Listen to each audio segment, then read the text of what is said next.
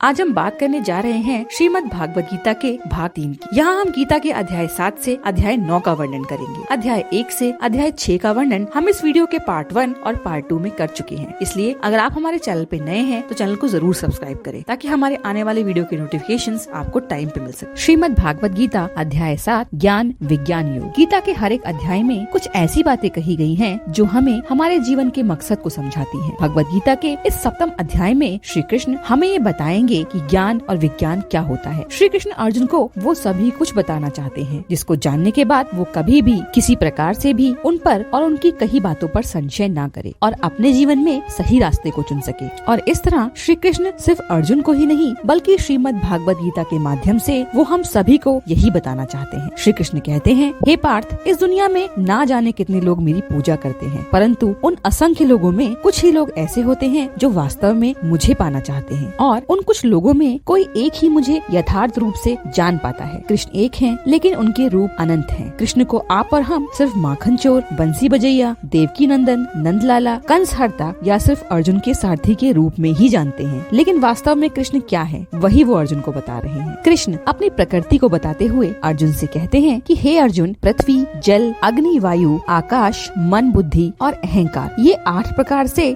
विभाजित ये मेरी ही प्रकृति है। ये तत्व जिनसे की पूरी दुनिया बनी है वो स्वयं मैं ही हूँ और जो आत्मा हम सभी में मौजूद है वो भी मैं हूँ। जो भी कुछ इस दुनिया में है वो कृष्ण से ही है और कृष्ण में ही समाहित हो जाता है। कृष्ण को हम जिस रूप में आज तक पढ़ते और सुनते आए हैं वो असली कृष्ण नहीं है, बल्कि असली कृष्ण क्या है वो स्वयं भगवत गीता में श्री कृष्ण ने बताया है। इस दुनिया में हमें जो भी कुछ दिखता है या नहीं दिखता वो सभी कुछ श्री कृष्ण है और कृष्ण के अलावा यहाँ कुछ भी नहीं है। कृष्ण आगे अपने असली रूप और इस दुनिया के असली विज्ञान के बारे में बताते हुए कहते हैं, हे अर्जुन, मैं जल में रस हूँ, चंद्रमा और सूर्य में मैं प्रकाश हूँ। चंद्रमा और सूर्य से अगर उनका प्रकाश छीन लिया जाए तो कुछ भी नहीं बचेगा और यही प्रकाश श्री कृष्ण है। संपूर्ण वेदों में मैं ओमकार हूँ। समस्त वेदों में अगर उनका सार निकाला जाए तो वो ओम है और यही ओम श्री कृष्ण है। पुरुषों में श्री कृष्ण उनका पुरुषत्व है। किसी वस्तु में जो भी पवित्रता है और किसी भी वस्तु की जो भी विशेषता है वो भी श्री कृष्ण है। छोटे से छोटे और बड़े से बड़े प्राणियों में जो जीवन है वो भी श्री कृष्ण ही है। अग्नि का तेज भी कृष्ण है और तपस्वियों का तप जो उनकी सबसे बड़ी शक्ति होती है वो भी श्री कृष्ण ही है। कृष्ण अपने असली रूप की एक एक परत धीरे धीरे खोल रहे हैं। जितने भी जीव इस दुनिया में पहले थे, आज हैं और आगे आएंगे, उन सभी की उत्पत्ति का सनातन कारण श्री कृष्ण ही है। श्री कृष्ण कहते हैं कि बुद्धिमानों में मैं बुद्धि और तपस्वियों में मैं उनका तेज हूँ। वो कहते हैं कि हे भरत श्रेष्ठ, मैं बलवानों का बल हूँ, लेकिन वो बल जो आसक्ति और कामना से रहित हो,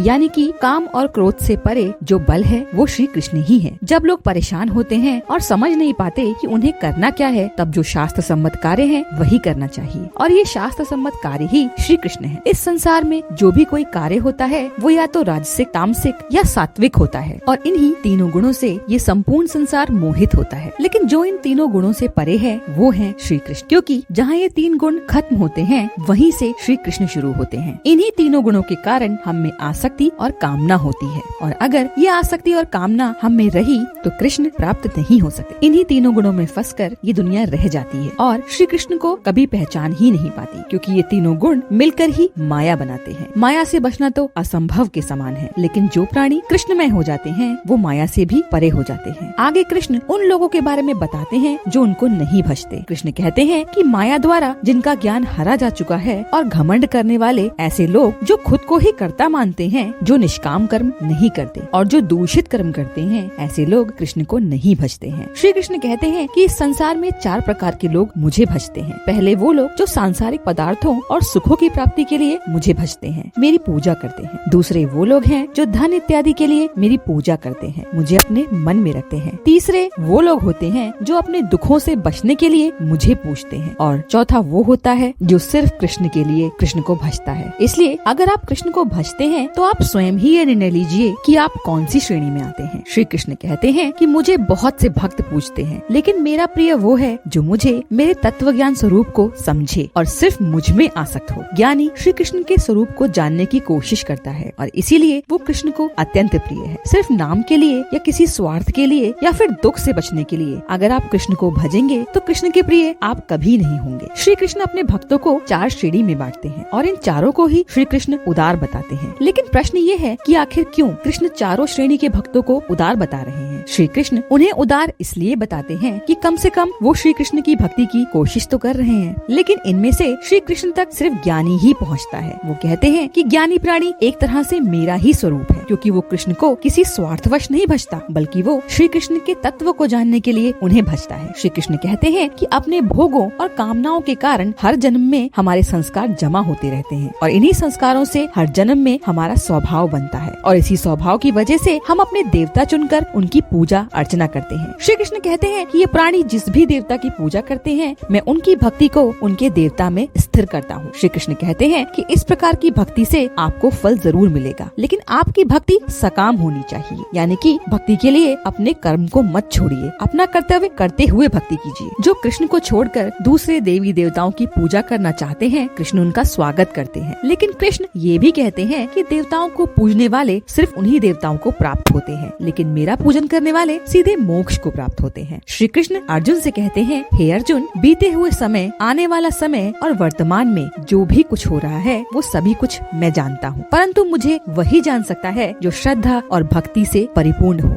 लेकिन भक्ति का अर्थ यहाँ पूजा पाठ से नहीं है, बल्कि सकाम और निस्वार्थ कर्म ही भक्ति है। जो श्री कृष्ण के मनुष्य शरीर में विश्वास रखता है वो वास्तव में श्री कृष्ण को नहीं जानता। श्री कृष्ण को केवल वही जान सकता है जो सभी जीवों में श्री कृष्ण को देखता है, जो निर्जीव जीव में भी कृष्ण को देखता है, जो सबकी आत्मा में कृष्ण को देखता है और जो ये जानता है कि कृष्ण सदैव से थे और हमेशा रहेंगे। ऐसे ही लोग कृष्ण को वास्तव में जानते हैं और कृष्ण को ही प्राप्त होते हैं। श्रीमद् भागवत गीता अध्याय 8 अक्षर ब्रह्म योग। श्रीमद् भागवत गीता में ना तो अर्जुन के प्रश्नों की कोई कमी है और ना ही कमी है भगवान के उत्तर की, क्योंकि जहाँ प्रश्न खत्म हो जाते हैं वहाँ ज्ञान संपूर्ण हो जाता है। कृष्ण कर्म, ब्रह्म और आध्यात्म की वो बातें कर रहे हैं जो अर्जुन नहीं समझ पा रहे, लेकिन इसमें कोई आश्चर्य नहीं है, क्योंकि इन्हीं बातों को समझने में योगी सालों साल या कहें कि कई जन्म भी निकाल देते हैं। अर्जुन कृष्ण से पूछते हैं कि हे कृष्ण, जो प्राणी निष्काम कर्म करके आपको सदैव याद रखता है, क्या वो अंत समय में आपको प्राप्त करता है? यदि हाँ तो कैसे? अर्जुन के प्रश्न का उत्तर देते हुए श्री कृष्ण कहते हैं, ब्रह्म अक्षर है, यानी कि वह अक्षय है जिसका कभी भी विनाश नहीं हो सकता। तत्पश्चात श्री कृष्ण बताते हैं कि अपनी आत्मा के स्वरूप को जानना ही अध्यात्म है। श्री कृष्ण कहते हैं कि जिसका नाश हो जाता है वो अधिभूत है, यानी कि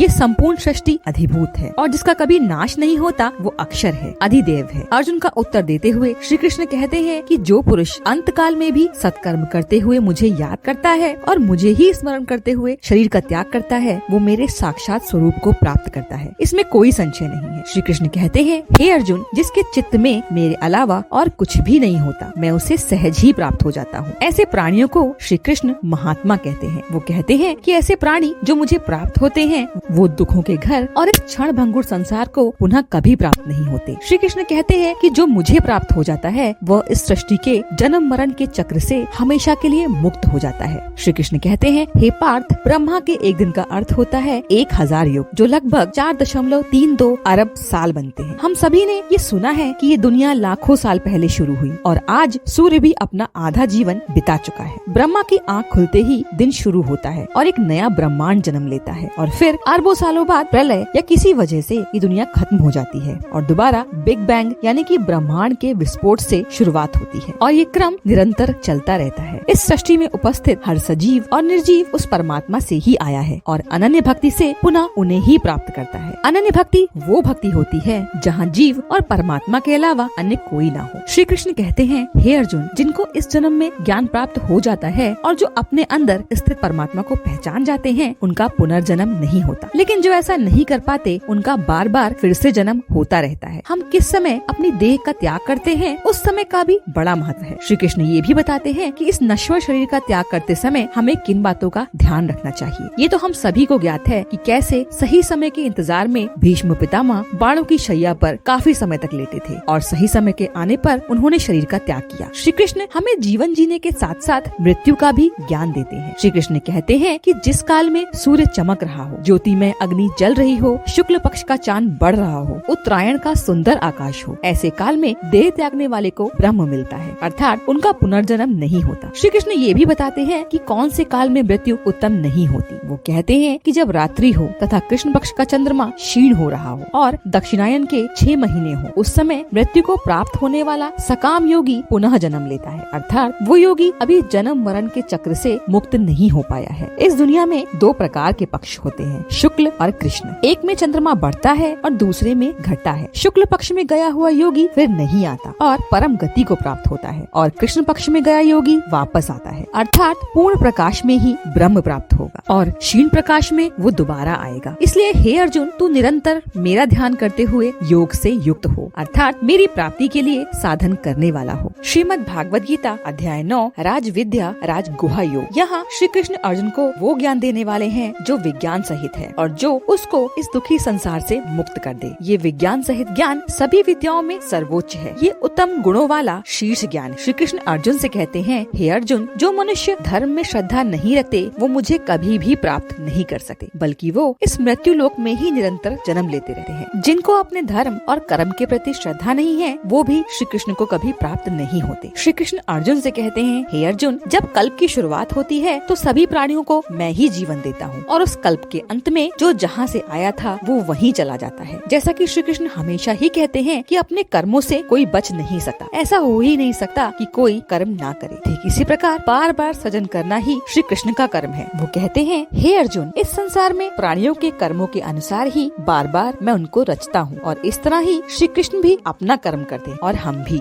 लेकिन फिर भी इस दुनिया में ऐसे कई अज्ञानी हैं जो ना तो कृष्ण को मानते हैं और ना ही उन्हें समझते हैं। उनके बारे में श्री कृष्ण कहते हैं कि ऐसे लोग मुझे साधारण मनुष्य मानते हैं। ऐसे लोग मद और लोभ और झूठे ज्ञान में अपनी पूरी जिंदगी को गंवा देते हैं। लेकिन कई लोग दैवीय प्रवृत्ति के भी होते हैं और श्री कृष्ण को ही सनातन कारण मानते हैं और निरंतर भजते हैं। ऐसे लोग न केवल अपना जीवन संवारते हैं बल्कि साथ ही साथ समाज का भी भला करते हैं। ऐसे दैवीय प्रवृत्ति वाले लोग दृढ़ निश्चयी होते हैं और ये अपने आप पर और कृष्ण पर भरोसा कभी कम नहीं होने देते और लगातार उनका भजन और कीर्तन करते हैं और कृष्ण के अलावा उन्हें कुछ भी पूजनीय नहीं होता। श्री कृष्ण कहते हैं कि इस संसार में जो ज्ञान योगी होते हैं वो कृष्ण के निर्गुण ब्रह्म के रूप को पूछते हैं। हम सभी अपने अलग अलग रास्ते से श्री कृष्ण को जानने की कोशिश करते हैं, पर महत्वपूर्ण बात ये है कि हम उनको जानने की कोशिश करें। तरीका अपना अपना अलग हो सकता है, परंतु अंततः मंजिल कृष्ण ही होनी चाहिए। श्री कृष्ण कहते हैं कि हे अर्जुन, सभी वेदों में मैं ही हूँ, ओमकार भी मैं ही हूँ। श्री कृष्ण कहते हैं जो असत्य में लीन रहते हैं उन्हें मृत्यु की प्राप्ति होती है। सत्य की कामना करने वाले जो स्वर्ग चाहते हैं वो कुछ समय के लिए, जब तक उनके पुण्य समाप्त नहीं होते, स्वर्ग में ही रहते हैं और पुण्यों के समाप्त हो जाने पे वो वापस मृत्यु लोक को आ जाते हैं। लेकिन जो परमेश्वर का निरंतर चिंतन करते हुए निष्काम भाव से कृष्ण को भजते हैं उनकी सारी जिम्मेदारी स्वयं श्री कृष्ण लेते हैं। श्री कृष्ण कहते हैं कि जो प्राणी मुझे छोड़कर अन्य देवी देवताओं को भजते हैं वो वास्तव में मुझे ही भज रहे हैं, क्योंकि ये लोग कृष्ण के परमेश्वर तत्व को नहीं जानते और ऐसे ही लोगों का पुनर्जन्म होता है। ऐसे लोगों की भक्ति तो चलती रहती है परंतु साथ साथ जन्म और मृत्यु भी लगा रहता है और मोक्ष इन्हें कभी प्राप्त नहीं होता। कृष्ण कहते हैं कि अगर कोई दुराचारी भी मुझे भजता है तो वो भी साधु ही माना जाएगा, क्योंकि वो ये समझ गया है कि परमेश्वर के भजन के समान अन्य कुछ भी नहीं, क्योंकि सच्चे मन से भगवान के कहे रास्ते पर चलने से सब कुछ संभव है। महाभारत और रामायण में भी कई पात्रों को श्री कृष्ण ने मनचाहा वर दिया। वो कभी भेदभाव नहीं कर, वो जब दुराचारियों का भला कर सकते हैं तो हमारा क्यों नहीं। श्री कृष्ण अर्जुन से कहते हैं, इसलिए हे अर्जुन, तू मुझ में स्थित हो जा और जो मैं कह रहा हूँ बस वही कर। आपको ये वीडियो कैसी लगी हमें कमेंट करके जरूर बताएं। अगर आप हमारे चैनल पे नए हैं तो चैनल को लाइक, शेयर और सब्सक्राइब करना ना भूलें और ऐसे ही और इंस्पिरेशनल थॉट्स के लिए अब आप हमें इंस्टाग्राम, फेसबुक और ट्विटर पर भी फॉलो कर सकते हैं। Thanks for watching.